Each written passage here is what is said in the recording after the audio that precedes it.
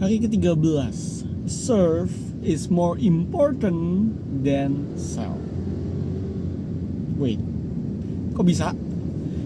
Selling itu kan ibarat katanya makan buat diri kita gitu. Kita harus jualan supaya kita bisa makan. Dunia ngajarin bahwa the king is sell. The king is selling. Rajanya itu dia jualan. Tapi kalau ngikutin prinsipnya Alkitab,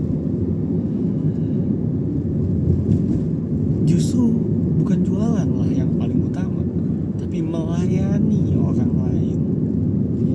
Itu hal yang paling utama. I know, saya juga pas dapet topik ini, kok gitu ya Tuhan? Tapi saya sadar gitu bahwa ternyata memang di Alkitab sedalam itu maknanya. Jadi ceritanya nih ya, kenapa saya bisa kepikiran ini, saya tuh lagi mikirin produk apa yang bisa saya jual. Lagi lama-lama mikir produk apa yang bisa saya jual, malah kena tegur. Dalam hati Tuhan kayak ngomong gitu, berhenti mikirin apa yang bisa kamu jual, tapi tanya apa yang mereka butuhkan, sehingga kamu bisa membantu mereka dan melayani mereka lebih baik lagi. Di situ saya langsung kayak mindset shift lagi nih. Karena ya jujur saya kan juga belajar bisnis, YouTube segala macam ini tuh, baca buku. Ya, semua pada ngomong selling is king gitu. Jualan adalah nomor satunya lah dalam berbisnis tuh, harus bisa jualan. Kamu bisa punya produk jelek, tapi kalau kamu bisa jualannya, ya tetap aja laku gitu. Cuma ya kita jadi penipu, jual barang gak bagus dijual dengan harga premium ya. Tapi itu untuk gelintiran orang lain lah, nggak ada di kita. Kita orang pengen yang jujur-jujur, pengen yang berbisnis benar, pengen bisnis yang memuliakan nama Tuhan juga. Dan saya percaya hari ke-13 ini salah satu hari yang terpenting sebenarnya. Habis saya baca Alkitab lagi, Tuhan ngingetin bahwa kalau kamu pengen jadi yang terbesar, kamu harus jadi pelayan. Dan Tuhan ngomong ini tuh bukan cuma ngomong, tapi dia sendiri ngelakuin hal yang dalam tanda kutip di zaman sana adalah, di zaman dulu itu hal yang memalukan, hal yang harusnya dikerjakan oleh budak, yaitu mencuci kaki murid-muridnya. Sampai Petrus kalau nggak salah bilang, Tuhan, lu jangan nyuci kaki gua, lu nggak pantas untuk, kaki gua nggak pantas untuk dicuci gitu. Dan Tuhan tegur lagi gitu, kalau kamu nggak mau kakinya dicuci sama saya, kamu nggak bisa dapat bagian dari saya gitu. Tapi abis itu Petrus masih tetap ngeyel gitu, kalau gitu cuci sekalian tangan, kepala saya semuanya sekalian gitu. Kata Petrus, mandiin aja sekalian, mandiin gitu ya biar bersih gitu. Tapi Tuhan Yesus juga tetap jawab dengan sesuatu yang dalam juga gitu. Kalau orang udah mati, udah gak perlu dibersihin lagi. Buat saya itu sesuatu yang interaksi yang membingungkan gitu. Baca berkali-kali masih kayak, maksudnya apa sih Tuhan? Maksudnya apa gitu?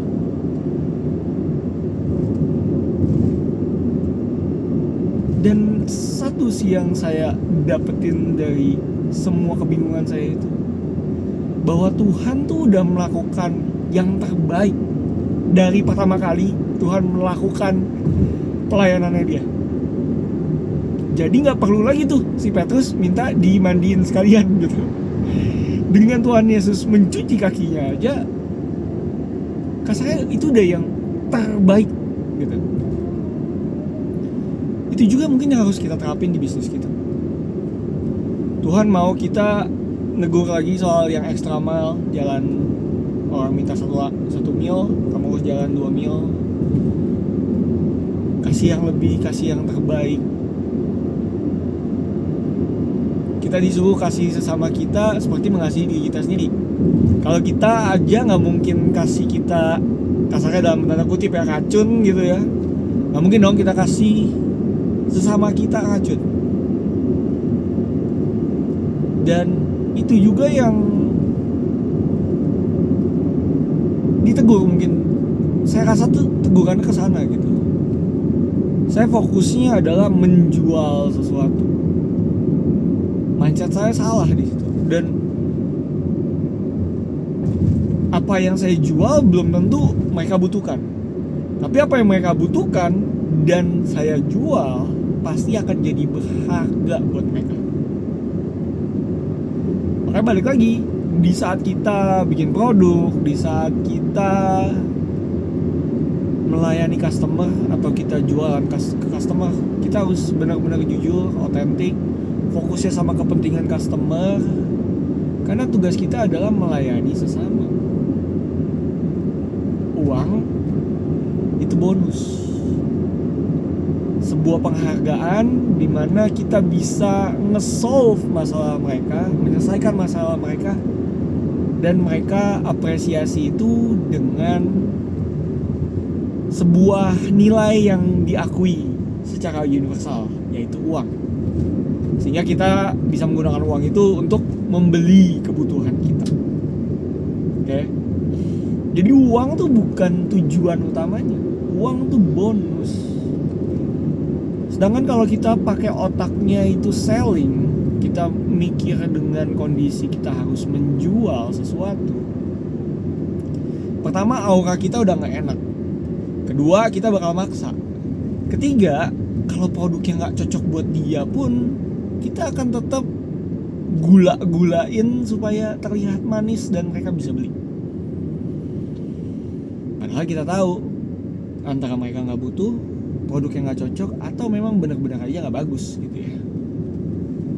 Balik lagi, di sini Tuhan minta kita untuk jadi hambanya yang setia. Jangan ngegunain talenta yang Tuhan udah berikan digunain untuk sia-sia, digunain untuk nipu orang. Makanya dia suruh saya pribadi terutama fokusnya sama pelayanan, bukan sama penjualan. Kalau customer service-nya bagus, sales-nya harusnya aman. Memang kita tetap harus marketing, tetap harus jualan, tetap harus bisa closing segala macam. Tapi jangan jadiin itu fokus utama kita. Karena kalau kita fokusnya adalah closing, kalau produknya nggak bagus, kalau produknya nggak sesuai, kalau memang itu nggak menguntungkan dan mereka nggak butuh, kita kasarnya menjerumuskan orang lain. Kenapa banyak orang benci sama orang sales? Karena orang sales banyak oknumnya. Banyak yang tidak memikirkan kepentingan customernya, tapi mikirin kepentingan diri si sales itu sendiri. Dan itulah kenapa sebabnya kita kalau ditawarin orang, mau barang ini enggak, mau barang ini enggak, kita udah negatif thinking duluan. Karena ya akumulasi dari pengalaman-pengalaman buruk yang ada gitu dikumpulin, jadinya ya dalam otak kita ada sales is bad gitu. Padahal kita memang secara bisnis harus bisa ngerti yang namanya gimana caranya menjual. Produk kamu mau sebagus apapun, tapi kamu nggak bisa marketing, kamu nggak bisa selling, ya nggak akan ada konversi gitu, nggak akan ada uang yang masuk, nggak akan ada revenue-nya. Ujung-ujungnya kamu nggak akan bisa bisnis. Tapi mindset yang harus kita tanamkan setiap kali kita lagi proses closing, proses selling, proses marketing. Kita harus mikirin gimana caranya saya bisa kasih yang terbaik untuk customer. Gimana caranya saya bisa kasih yang terbaik buat customer. Bahkan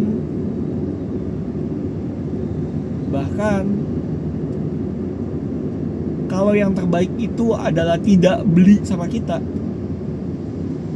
tetap bisa oke dengan itu. Saya percaya dalam hidup nggak ada kebetulan. Rezeki itu juga nggak pernah kebetulan. Kalau kamu nonton video ini, itu juga bukan kebetulan. Tuhan udah aturin semua rencananya. Bahkan kamu nonton sampai 11 menit nih, itu juga bukan kebetulan gitu. Karena ya dengan waktu 11 menit kamu kasarnya bisa main game, kamu bisa nonton Netflix or doing anything else. Tapi kamu tetap duduk tenang di sini dengerin saya celoteh 11 menit sambil saya nyetir. Kalau bukan Tuhan yang menempatkan kamu sampai detik ini, I don't know who. Saya nggak tahu siapa yang bisa aturin kebetulan ini. Dan saya percaya rezeki itu juga bukan kebetulan.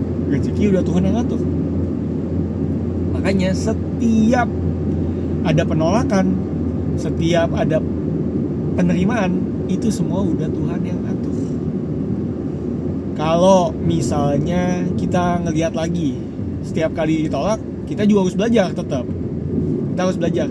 Ini ditolak karena barang yang nggak cocok buat dia atau kekurangan skill di kita. Mungkin kita terlalu pengen jual, makanya orangnya mundur. Itu bisa. Mungkin kata-kata kita juga kurang bagus sehingga orang nggak tertarik. Itu juga bisa.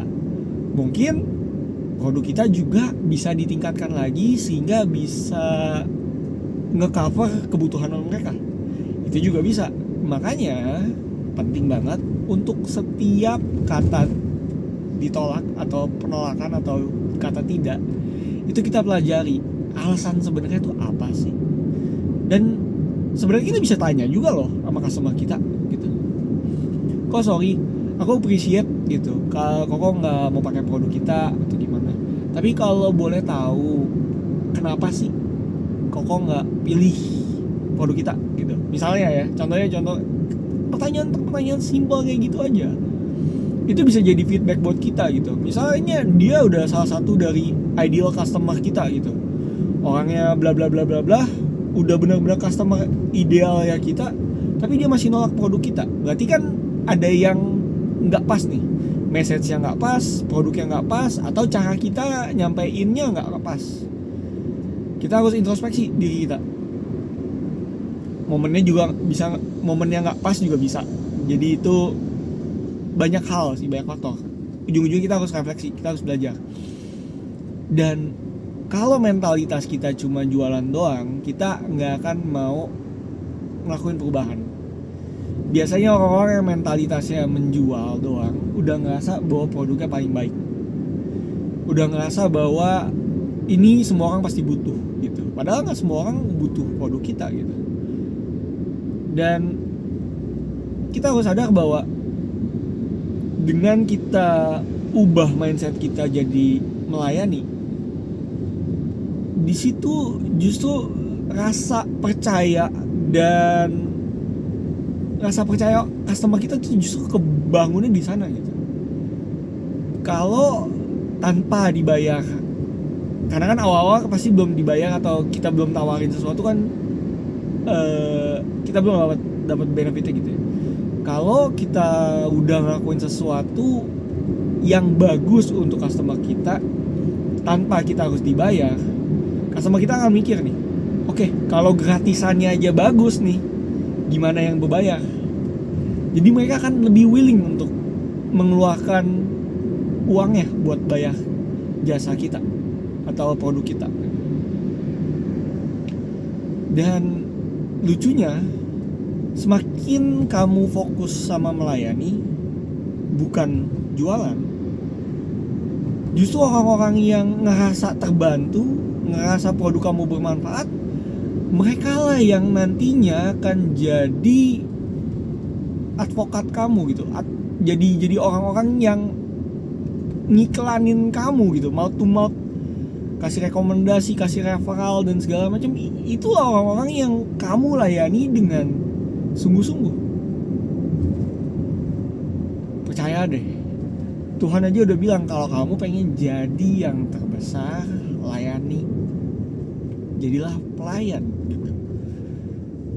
Saya sempat bikin konten sebelumnya ngebahas soal hal terbesar juga, ngebahas soal ayat yang sama. Dan di situ juga saya ngingetin gitu, mungkin kalau kayak gitu saya harus jadi pelayan buat semua orang gitu. Nah disinilah dimana Tuhan kasih hikmat juga. Kita harus jadi pelayan untuk semua orang, tapi kita juga harus punya strategi yang pas gitu. Kalau kita mau jadi yang terbesar, otomatis kita harus tahu siapa yang kita layanin. Oke? Saya punya pertanyaan gini. Kalau kamu nih, tanpa mendiskreditkan pekerjaan apapun ya, kalau kamu ngelayanin seorang tukang becak misalnya, dibanding kamu ngelayanin seorang raja, menurut kamu mana yang akan lebih bisa ngapresiasi kamu?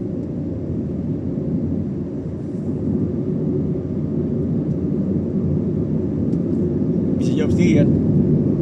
Nah, di situ juga sebenarnya kalau kita pintar gitu, kalau kita dikasih hikmat, fokus dulu sama cari customer yang udah hebat, orang-orang besar atau orang yang punya masalah yang besar dengan jumlah yang besar, supaya nantinya kamu bisa dapetin kapital atau dapetin modal untuk bantu orang-orang kecil dengan masalah yang besar, atau kamu bisa bantuin orang-orang dengan masalah kecil tapi jumlahnya besar. Agak sedikit membingungkan, tapi saya yakin kalian orang-orang pintar yang cukup ngerti maksud saya seperti apa. Fokus sama high value ticket gitu rasanya. Fokus sama orang yang melayaninya juga orang-orang hebat juga gitu. Mulai dari sana gitu. Karena orang-orang hebat itu masalahnya juga pasti hebat-hebat gitu. Semakin tinggi pohon semakin besar kan anginnya kan. Dan kalau kamu bisa menyelesaikan masalah-masalah mereka, nantinya di saat kamu berhadapan dengan masalah yang kasarnya anginnya sepoi-sepoi gitu, kamu udah bisa tahu gitu, oh dulu aja masalah sebesar sebelumnya itu bisa ditangani dengan cara ini. Mungkin angin sepoi-sepoi seperti ini bisa juga ditangani dengan cara yang sama. Jadi balik lagi, minta hikmat sama Tuhan, minta bimbingan Tuhan supaya kita bisa melayani sebaik mungkin. Dan seperti yang di video saya juga bilang bahwa melayani itu butuh skill yang lebih daripada orang yang dilayanin. Ya, sampai detik ini saya masih nggak bisa bawa piring lebih dari 3 gitu ya. Satu di sini, kiri kanan 2 udah itu udah mentok, biasanya udah goyang-goyang, udah panik. Sedangkan ya pramusaji di rumah makan Padang tuh bisa bawa sampai belasan, sampai berdiri begitu. Itu skill, butuh skill, butuh latihan, dan butuh banyak pengorbanan untuk bisa melayani gitu. Jadi saya mau ngajak teman-teman yang udah nonton sampai sekarang, hampir 20 menit. Yuk, sikap hati kita harus benar dulu dalam bisnis terutama. Apalagi kita pengen punya bisnis yang menyenangkan hatinya Tuhan, yang bisa berdampak bagi orang di sekitar kita. Yuk kita bangun bisnis kita berdasarkan firman Tuhan. Yuk kita mulai dengan hati yang melayani. Selling is second thing. first serve your customer. Semoga kalian terbantu oleh video ini. Nama saya Rizky Wijaya. Tuhan Yesus memberkati. Bye.